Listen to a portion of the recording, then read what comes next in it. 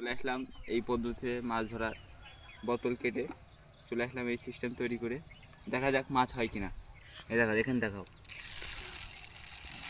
এই দেখো মাছের ফিড দিচ্ছি,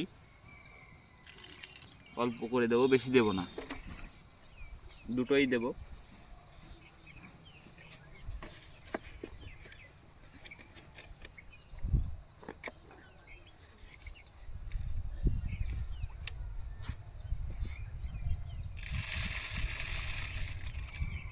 দিয়ে দিলাম, এটা দুটোরই মুখ আটকে দেব।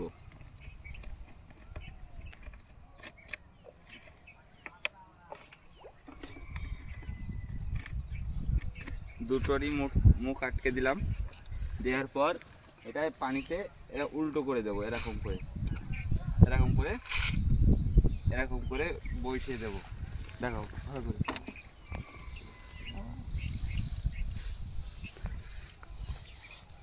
দেখতেই পাচ্ছ।